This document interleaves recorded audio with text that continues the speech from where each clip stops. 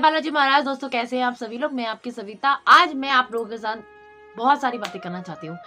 दरअसल बात दिव्यांश से रिलेटेड है। बहुत टाइम से मैंने ब्लॉग नहीं बनाया, उसका मेन कारण यही था कि कुछ महीनों से दिव्यांश की जो तबीयत है ना वो थोड़ा डाउन हो गई है। मतलब कि और समय जैसे बहुत एक्टिव रहता था ना वैसा नहीं रहता है। अभी कभी कभी अचानक से उसको वायरल फीवर हो जाता है, कभी कभी वायरल जो सर्दी जुकाम हो जाता है। मतलब इसको इस टाइम पे वायरल बहुत हो रहा है।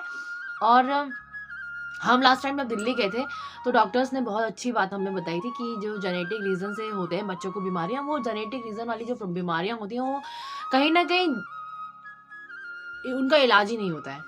ठीक है, क्योंकि सिर्फ उनकी दवाइयाँ चल सकती हैं। तो ऐसा कोई रीज़न नहीं था दिव्यांश की बीमारी का। उन्होंने हमें बोला है, हमें लिख के दिया है इस बार उसकी रिपोर्ट में कि जेनेटिक रीज़न से कोई भी बीमारी नहीं हुई थी। बीमारी आई थी कहाँ से पता नहीं, और इसका कोई मतलब उनको उनके पास का कोई जवाब नहीं है। उन्होंने बोला धीरे धीरे जैसे जैसे बच्चे का डेवलपमेंट देख रहे हैं वो लोग, तो आगे भी बच्चे का डेवलपमेंट होगा, बस हमें थोड़ा सा मेहनत करने की ज़रूरत है। उन्होंने ये बोला। तो बहुत ही संतुष्टि मिली कि उन्होंने इस बार ऐसा बोला, हमें बहुत अच्छा लगा। पर उन्होंने बोला कि बच्चे के संग हमें काफ़ी चीज़ें करनी है। जैसे कि आप लोगों को पता है जिन बच्चों का डेवलपमेंट डिले होता है, तो सो दिव्यांश ना ऑटिज़म है, ना ऑटिस्टिक है, ना हाइपर है। और सेरेब्रल पॉलिसी जो है वो उसमें अब 60% या 40% मैं कहूँगी कि रह गई है सेरेब्रल पॉलिसी उसके पैरों में। अदरवाइज उसके हाथों में भी अभी अच्छी सी ग्रिपिंग आ गई है, सब कुछ हो गया, बस एक पैर की लचक उसकी भी कम नहीं हुई है। तो जैसे जैसे धीरे धीरे हम उसको वो बड़ा होता जाएगा, उसका भी धीरे धीरे परसेंटेज कम हो जाएगा। अब रही बात डेवलपमेंट डिले, तो डेवलपमेंट डिले है उसका, पर कितना है इसका कोई अभी हमारे पास सबूत नहीं है। तो वो उसका भी होने वाला है 3 फरवरी को IQ टेस्ट। उस IQ टेस्ट में हमें बताया जाएगा कि दिव्यांश का कितना डेवलपमेंट डिले है, और उसके बाद हम उसके ऊपर उस रिलेशन से काम करेंगे, मतलब उससे रिलेटेड काम करेंगे जैसे कि डेवलपमेंट डिले में किया जाता है। सपोज दैट अगर दिव्यांश का अभी 6 ईयर का वो होने वाला है, मतलब 5 पूरा होकर 6 लगेगा, 6 जैसे वो हो जाएगा। तो अगर डेवलपमेंट डिले में 2 ईयर्स आते हैं, मतलब कि वो 4 ईयर्स का उसका ब्रेन है अभी। ठीक है, 4 ईयर्स का उसका ब्रेन है। तो हमें एक 4 ईयर्स के बच्चे को क्या क्या आना चाहिए, क्या क्या वो कर सकता है, वो करेंगे। स्पीच का जो मैं कहूँगी, स्पीच तो डिले है ही, बट अभी इम्प्रूवमेंट काफ़ी है दिव्यांश में। वो अपने आप से भी काफ़ी वर्ड्स जो है वो बोल रहा है। जैसे कि उसने काफ़ी चीज़ें अभी पापा बोलना सीखा है, पानी बोलना सीखा है, पम बोलना सीखा है, और मम्मा तो वो ऑलरेडी पहले से बोलता है, माँ बोलता है, तकिया बोलता है, खिड़की बोलता है, और ओपन, सट, इन, और राइट लेफ्ट, और अप डाउन, बहुत सारी चीज़ें वो बोल लेता है। ABCD वो पूरी बोल लेता है। और उसके अलावा दिव्यांश 1 to 20 अच्छे से बोल लेता है, मगर मतलब उतना क्लियर वर्ड नहीं आते, मगर 1 to 20 वो बोल लेता है।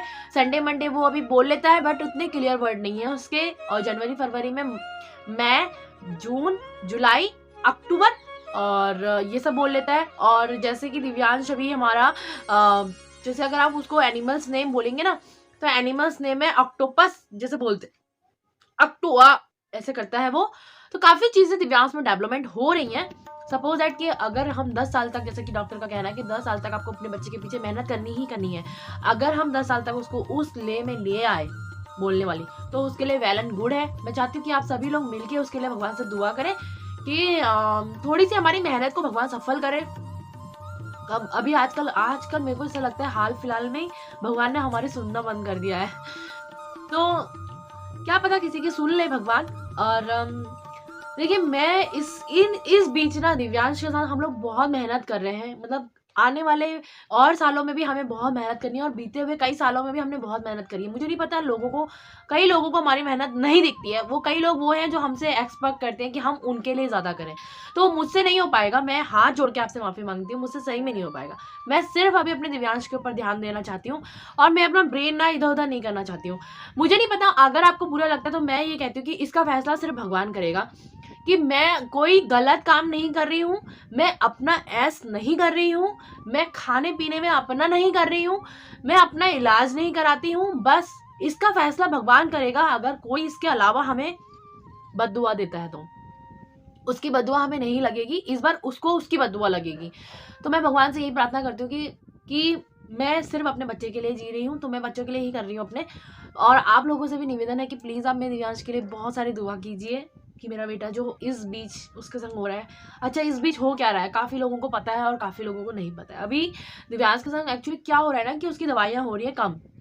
तो उसकी जो सोडियम वेलप्रोड चल रही थी, लवीरा चल रही थी, क्लोज़ोपाम चल रही थी। सोडियम वेलप्रोड उसकी लवीरा इससे पहले बहुत पहले 3 महीने पहले बंद हो गई।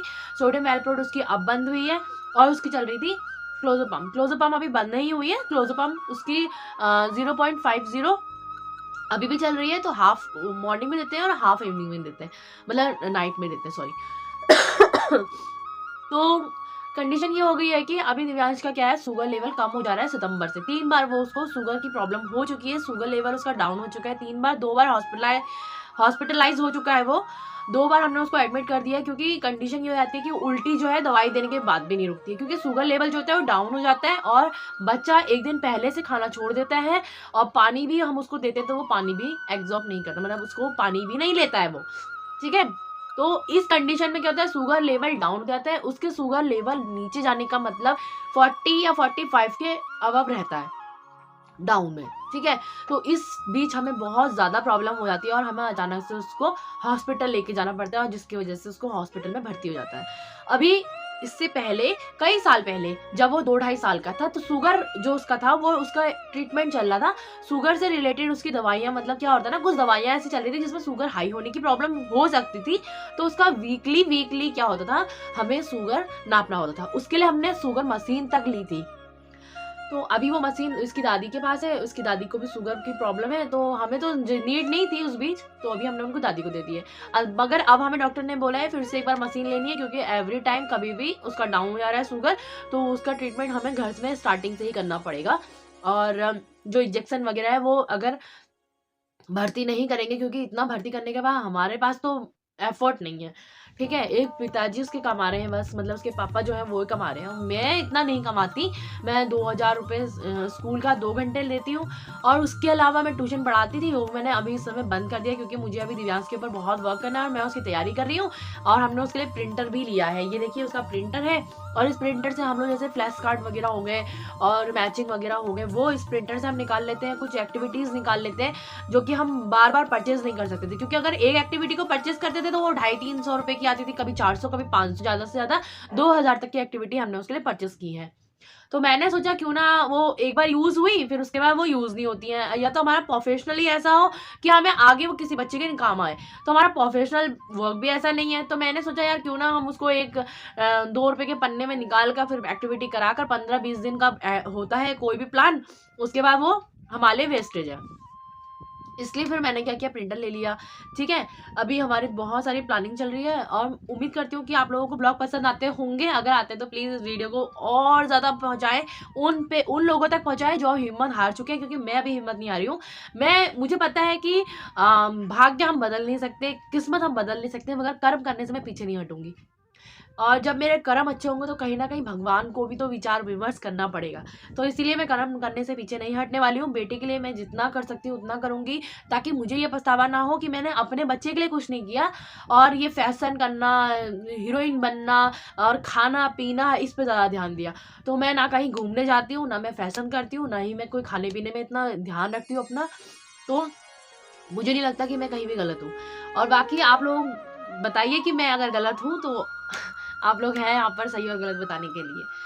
तो उम्मीद करती हूँ कि आप लोगों को मेरा ब्लॉग पसंद आते होंगे, और आप अगर आते हैं तो प्लीज़ इसको शेयर कीजिए, कमेंट्स कीजिए, लाइक कीजिए और हमें सपोर्ट कीजिए, आगे बढ़ाइए प्लीज़, मुझे बहुत ज़रूरत है आपके सपोर्ट की। और दूसरी एक बात और बोलना चाहती हूँ कि दिव्यांश के आगे मैं ब्लॉग्स जो बनाने वाली हूँ वो सारी एक्टिविटीज़ मैं अपने हाथ से प्रिंटर से निकालूंगी, और किस तरीके से वो आपके बच्चे के लिए हेल्पफुल होंगी वो आप लोग देखने के लिए मिलेगा। तो विदा लेते हैं, धन्यवाद।